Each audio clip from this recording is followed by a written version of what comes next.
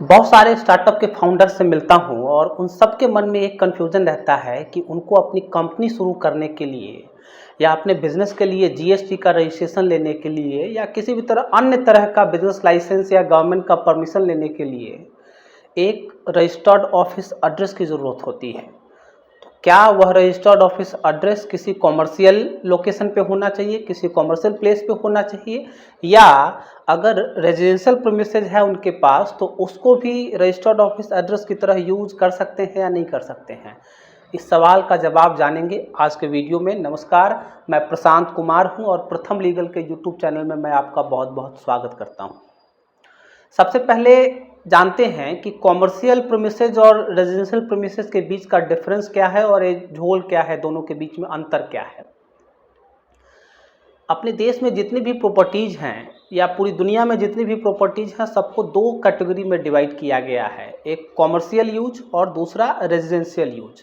Uses के आधार पर properties को बांटा गया है। अब एक कॉमर्शियल यूज की प्रॉपर्टी किसको कहते हैं? वैसी सारी प्रॉपर्टी जिसका कि कॉमर्शियल यूज होता है, जैसे कि कोई शॉप, कोई दुकान, कोई ऑफिस या कोई भी ऐसा प्रॉपर्टी जिसको कि हम लोग कॉमर्शियल पर्पस से यूज़ करते हैं, उसको कॉमर्शियल यूज़ की प्रॉपर्टी की कैटेगरी में रखा जाता है। उसी तरीके से वह सारी प्रॉपर्टी जिसको कि रेजिडेंशियल यूज़ के लिए यूज़ किया जाता है, रेजिडेंशियल पर्पस से यूज़ किया जाता है, उन सारी प्रॉपर्टीज़ को हम लोग रेजिडेंशियल यूज़ वाली कैटेगरी में रखते हैं। अब एक क्लासिफिकेशन क्यों किया गया है इसके बारे में समझते हैं।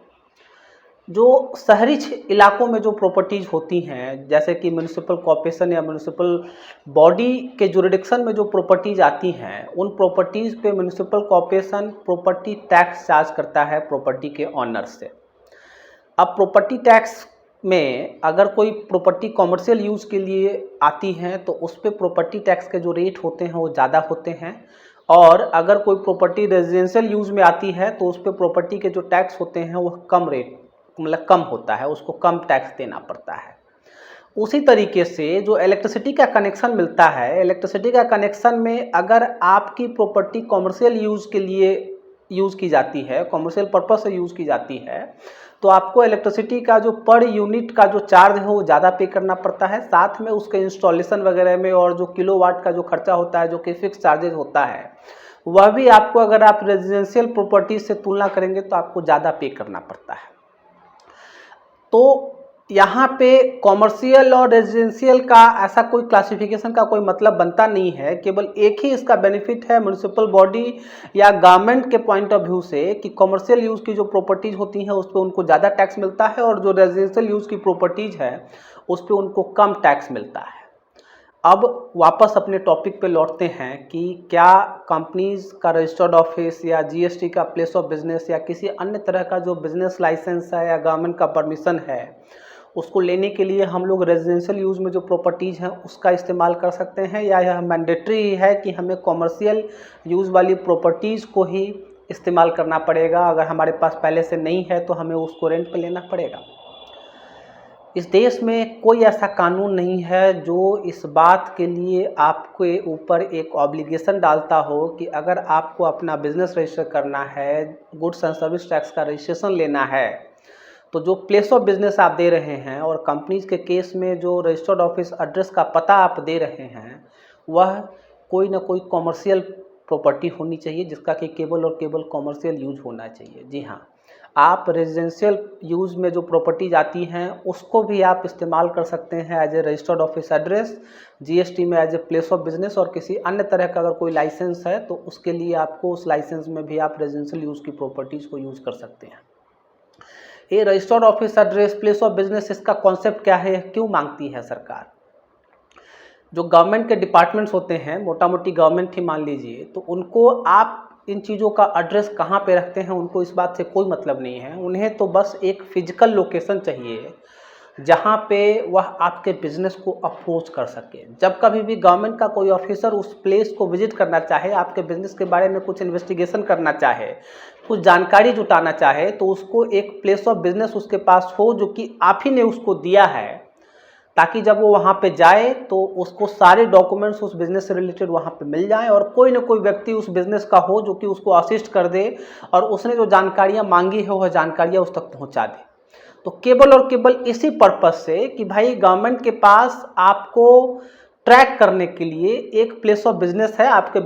बिजनेस को ट्रैक करने के लिए एक एड्रेस है, और उस एड्रेस पे अगर गवर्नमेंट को कभी कोई चिट्ठी भेजनी हो, कभी कोई नोटिस भेजना हो, कभी किसी ऑफिसर को आना हो फिजिकल इंस्पेक्शन के लिए, तो वह कहाँ आएगा? तो जाहिर सी बात है कि आपने जो अपना पता दिया है उसी पते पे लोग आएंगे। उसके अलावा गवर्नमेंट का कोई मतलब नहीं बनता है, उनको कोई मतलब ही नहीं है कि आप उस प्लेस ऑफ बिजनेस को कोई दुकान लिप पे रखते हैं, किसी मल्टी स्टोरी कॉमर्शियल बिल्डिंग के ऑफिस में रखते हैं या अपने घर पे रखते हैं। उनको तो बस इस बात से मतलब है कि आपके पास एक एड्रेस होना चाहिए, उस एड्रेस पे आपका बिजनेस होना चाहिए, आपके बिजनेस से रिलेटेड पेपर्स होने चाहिए, और कोई ना कोई उस एड्रेस पे रहना चाहिए ताकि जब कभी भी कोई आए वहाँ पे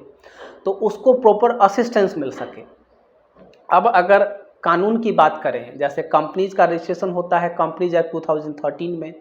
तो कंपनीज एक्ट 2013 में रजिस्टर्ड ऑफिस का तो कॉन्सेप्ट है, यह तो लिखा हुआ है कि हर एक कंपनी के पास एक रजिस्टर्ड ऑफिस एड्रेस होना चाहिए। उस रजिस्टर्ड ऑफिस एड्रेस के बाहर में कंपनी का बोर्ड लगा होना चाहिए, मतलब उसका नेम प्लेट, उसके सेल नंबर और रजिस्टर्ड ऑफिस एड्रेस के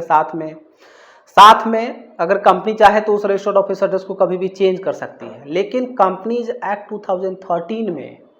या उसके जो रूल्स रेगुलेशंस हैं उसमें कहीं भी यह नहीं लिखा हुआ है कि यह जो रजिस्टर्ड ऑफिस है यह किसी कॉमर्शियल प्रीमिसेस पे ही होना चाहिए, या उस जिस प्रीमिसेस में है उसका केवल कॉमर्शियल यूज ही हो सकता है,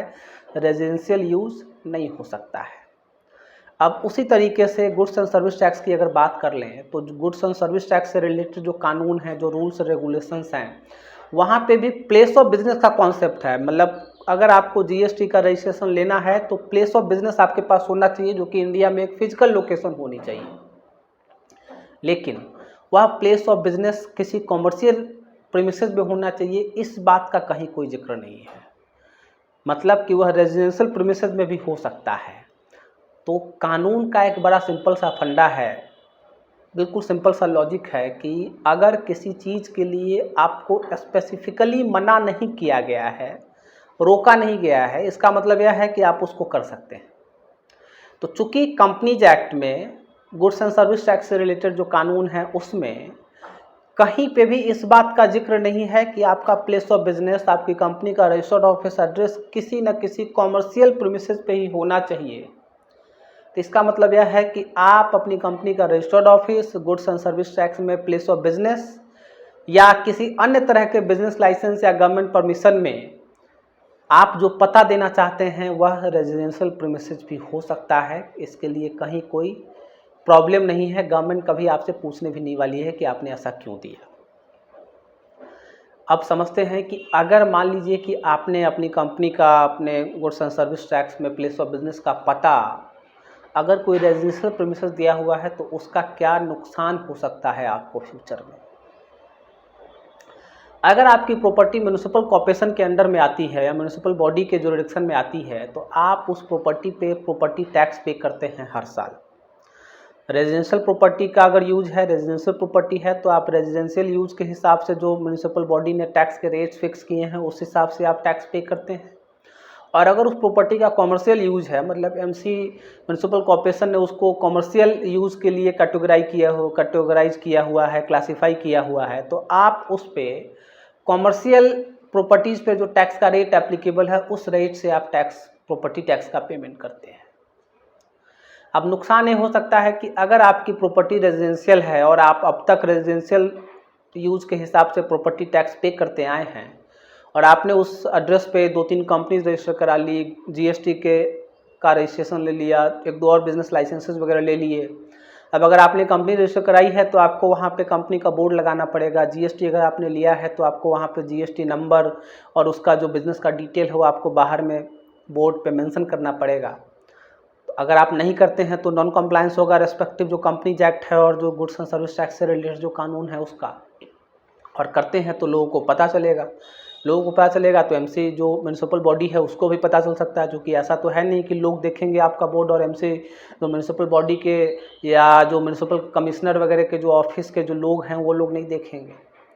अब जैसे उनको ये बात पता चलेगी तो उनके लिए यह एक प्रूफ की तरह काम करेगा, एक सपोर्टिव एविडेंस की तरह काम करेगा कि आप इस प्रॉपर्टी का यूज़ कमर्शियल पर्पज से कर रहे हैं लेकिन आप टैक्स पे कर रहे हैं रेजिडेंशियल यूज़ के हिसाब से। तो वह आप पे कॉमर्शियल यूज़ की प्रॉपर्टीज़ पे जो टैक्स लगता है उस टैक्स रेट के हिसाब से टैक्स पेमेंट करने के लिए डिमांड नोटिस, प्लस जो पिछले कुछ सालों में आपने रेजिडेंशियल यूज़ के हिसाब से टैक्स पे किया जबकि आपको कॉमर्शियल यूज़ के हिसाब से पे करना चाहिए था म्यूनसिपल बॉडी के हिसाब से, तो उसका जो डिफरेंस अमाउंट है प्लस उस पर पेनल्टी और इंटरेस्ट वो सब चार्ज करके आपको एक लंबा चौड़ा डिमांड का नोटिस भेज सकते हैं। आपके पास क्या रास्ते हैं अगर आपके पास इस तरह का कुछ डिमांड आता है तो? एक तो रास्ता है कि आप हाथ जोड़ करके एक्सेप्ट कर लीजिए और जो भी पैसा उन्होंने मांगा है आप चुपचाप उनको दे दीजिए।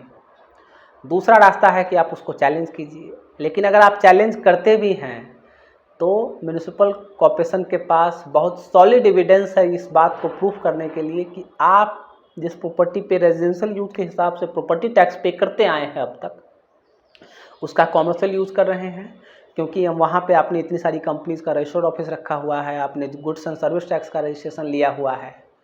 और यह सब प्रूफ करने के लिए उनको यह बात साबित करने की ज़रूरत नहीं है कि आपका एक्चुअल में वहाँ पे कोई ऑफिस है या आपका एक्चुअल में वहाँ पे कोई लोग काम करते हैं। हो सकता है कि अभी भी आप उस घर में रहते ही हो, तो यह एक बड़ा नुकसान हो सकता है आपको, जिसकी संभावना बनती है अगर कानून की बात करें तो। हालांकि मैंने अपने जीवन में जो हज़ारों कंपनीज मैंने रजिस्टर कराई हैं